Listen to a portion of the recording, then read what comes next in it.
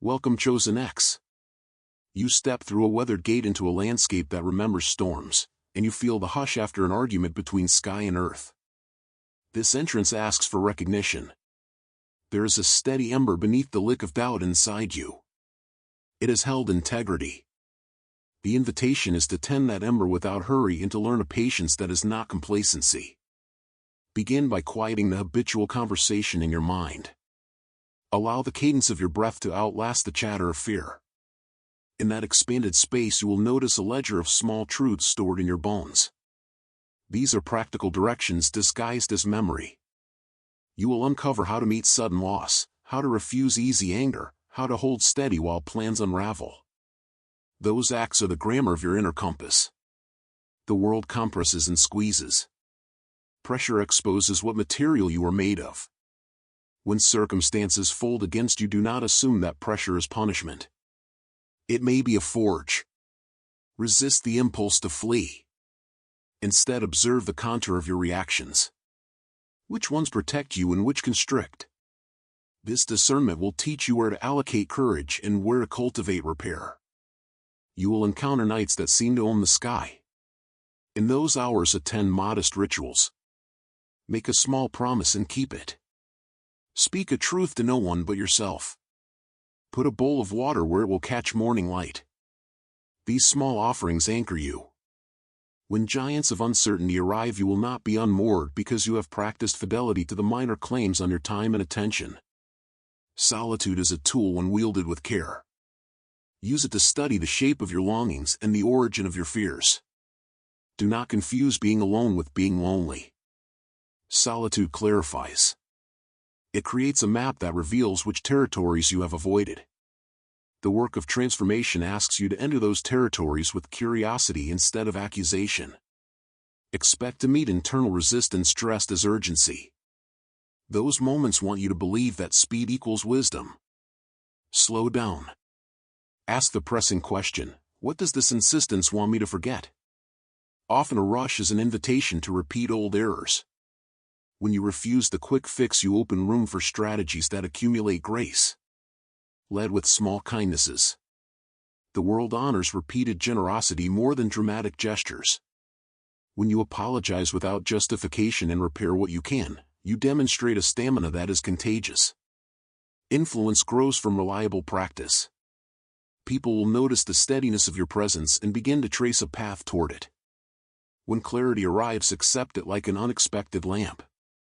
Translate it into a direct act. Small decisions sustained over time form architecture. One clear choice today simplifies the next. Build these choices into a rhythm until they carry you through days when reason feels thin. You will meet others who carry bruised brightness. Approach them with skillful curiosity. Their defenses are often adaptations. Your role is not to fix but to witness and to hold space. Listening without solving is a form of courage that repairs in ways words cannot. This is how alliances form and how isolated embers become a ring of warmth. Be vigilant with your self-narrative. Stories shape your capabilities more reliably than wishes. Name scarcity and then redefine it in narrow terms you can practice. Replace catastrophic scripts with serviceable phrases that invite action. This shift in language will reroute energy into creation rather than complaint. By the close of this opening passage, you will feel an edge of calm and a demand to act. The path forward is neither spectacle nor retreat. It is steady tending. Plant your palm upon the center of what matters to you. Guard it with tenderness. Feed it with labor. Surround it with limits that preserve its integrity. In this way you prepare a home where your influence can arrive and where your life can begin to answer the summons you heard at the gate. A different kind of tempest arrives now, not to break you but to shape you into a sharper instrument of purpose. You cross a threshold where distortions gather and truth must be separated from rumor. The mind will offer bargains disguised as solutions, and the heart will replay old losses as if they are fresh. Resist the tidy promise of avoidance. Treat the trials as a field of study. Notice what habits rise first when an alarm appears and where your energy leaks away. There will be tests that seem unfair because their contours refuse your expectations. A companion may turn away when you need warmth. Projects you invested in may collapse. Authorities may dismiss what you say. These events are not empty cruelties. They are the curriculum of maturity. When you accept the lesson without theatrics, you shorten its duration and deepen your retention. Practice witnessing your reactions. Name the sensation as it mounts. Is it tightening or flattening? A compulsion to perform or a quiet retreat? When you label the impulse, you create a sliver of freedom between stimulus and response. Use that crack to choose more skillful behavior. A single deliberate breath can break patterns that have directed you for years. Cultivate small rituals that anchor you in upheaval. Rituals need not be ornate. They can be aligning posture before the day begins, breathing with intention, or writing 2 honest lines about what you will refuse today. These disciplines supply a backbone when the spine feels flimsy. They build a scaffold to hold the shape of your courage until it becomes reliable. Expect internal saboteurs to rise with persuasive logic. They will whisper that you must hurry, compromise, or conceal what matters. This voice often wears the mask of practicality. Answer it with plain questions. What will this gain cost you? What will this choice train you to become? When answers reveal a mismatch with your deeper aims, choose differently. Choosing differently rewires default reactions into deliberate moves. You will confront personal myths that have quietly instructed your behavior since childhood. Some myths cast you as perpetually insufficient. Others insist that self-protection must trump generosity. Locate these narratives and interrogate them with curiosity. Ask when they began and whether they still serve the person you are becoming. Replace worn axioms with provisional rules you can test for a week. Be generous in your interpretation of others until evidence persuades you otherwise. Misunderstanding often precedes change. When you assume benevolence, you widen the possibility of repair. This posture does not make you naive. It makes you a capable negotiator in human terms. You learn to listen for the thread that connects tension to hope. When anxiety arrives, observe its architecture. Anxiety likes to build scaffolds of impending catastrophe. Dismantle one beam at a time. Ask whether the imagined scenario contains a feasible timeline and whether your resources match the claim. Break the fantasy into testable propositions and address the smallest next step. Completion of that step will often dissolve the larger danger. Remember, endurance does not require relentless force. Endurance often looks like tender persistence. It appears as steady attention to what matters, a refusal to allow urgency to eclipse importance, and a capacity to reset after a misstep. Celebrate small returns and keep a ledger of progress. Over months you will compile evidence that counters the narrative of futility. Finally, hold an ethic of repair toward yourself. You will make errors that sting. Own them quickly, remedy what can be remedied, and then practice the gentleness you would extend to a friend. This pattern teaches others how to treat you, and it strengthens the muscle of reconciliation inside you. Through these practices, the trials that once threatened to shatter your center will anneal you into a vessel capable of holding more radiances. Keep tending onward. You step farther along the path and the silence rearranges itself into a voice. It is not loud or commanding. It arrives as a felt certainty, an axis you can lean toward when doubt claims the hour. This presence speaks not in slogans but in precise invitations. It asks you to remember how you solved smaller cruelties, how you stayed open when grief wound tight around your throat, how you bore someone else without collapsing under the sum of their need. Each memory becomes evidence, not nostalgia. Listen to that internal counsel the way you would attend to an instrument that must be tuned. Notice cadence, register, and texture. Sometimes the guidance will arrive as a question. You will find it easier to respond than to obey because your condition is not submission but alignment. Your assent is a decision repeatedly renewed, not a single dramatic moment. There will be moments when the guidance asks you to surrender control of outcomes you cannot steer. That is not defeat. It is skillful delegation to a wisdom that can see wider angles than the anxious mind. Let go of the notion that every rescue is yours to perform.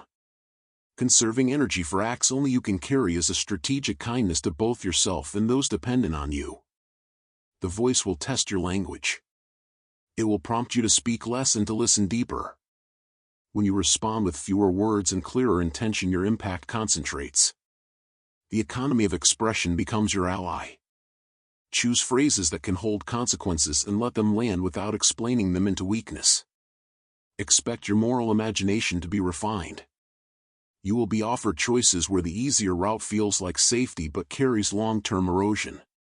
Courage will appear as a posture you practice the same way athletes practice form. Repetition rather than heroics creates muscle memory.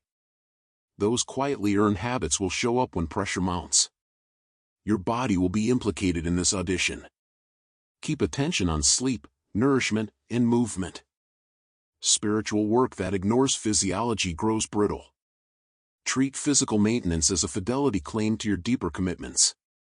When you honor the vessel that houses your commitments, your capacity to sustain others increases proportionally.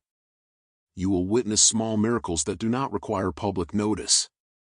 A gesture healed a conversation. A look diffused tension. A timely apology reopened trust. Those events are the currency of transformation. Count them. They register as momentum far more stable than spectacle. Companionship now has new parameters. Your companions will not always be fellow travelers.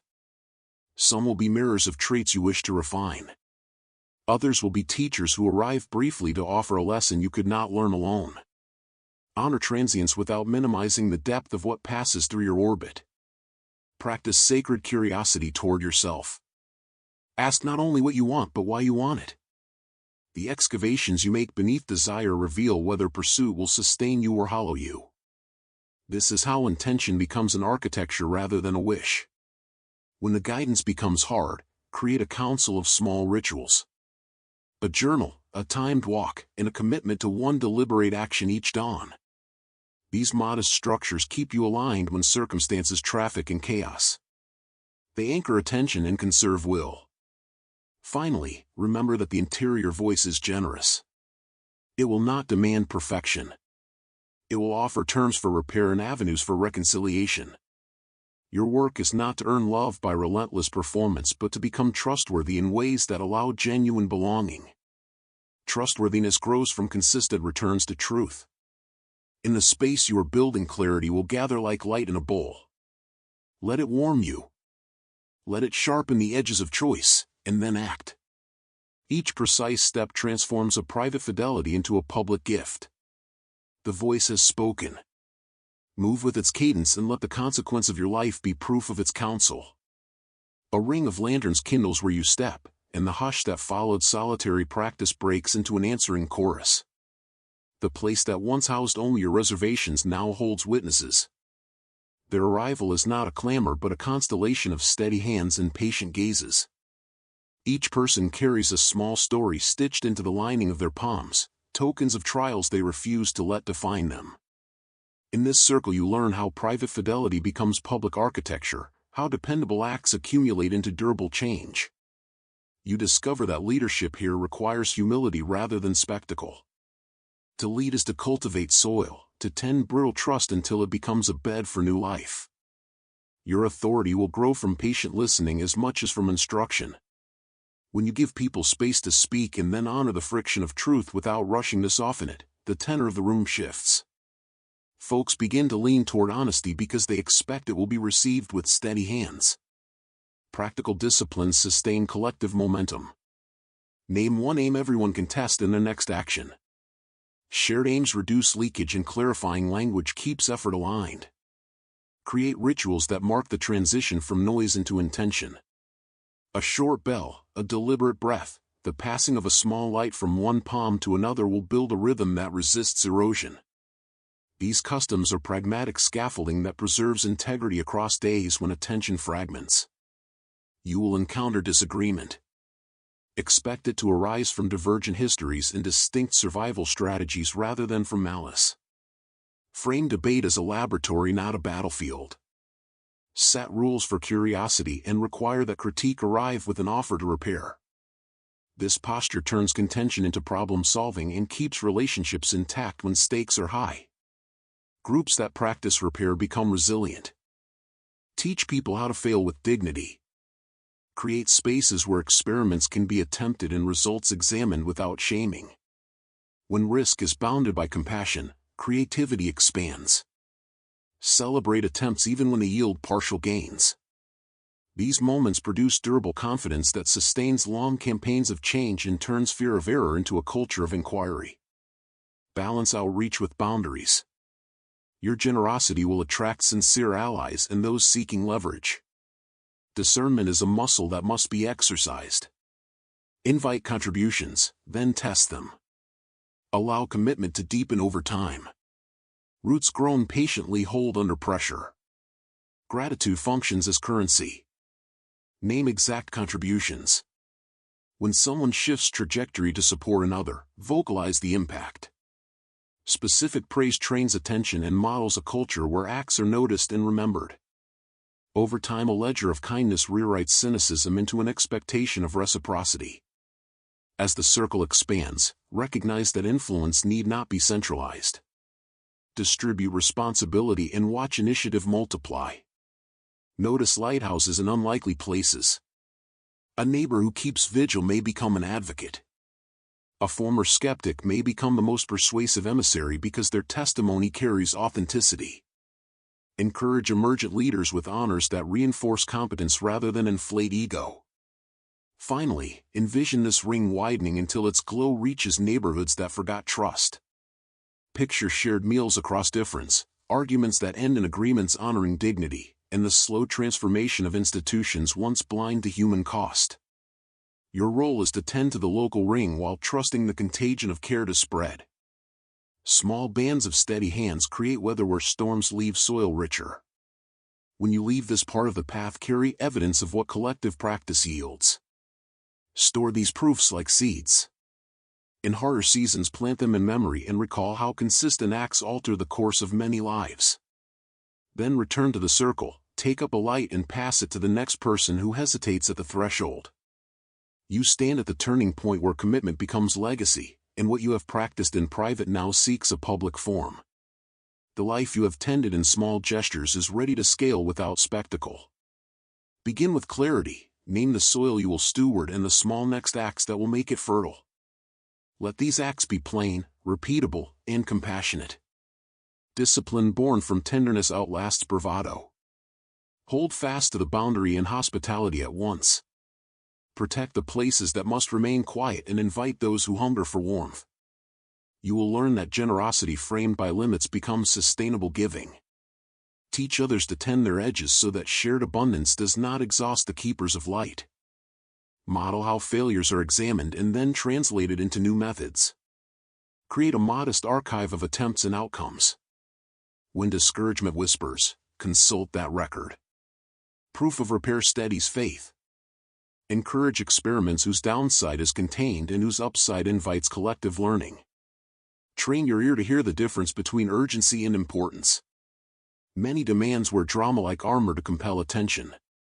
Meet them with questions that reveal timelines and alternatives. Turning panic into steps conserves courage and widens options. Invite apprentices.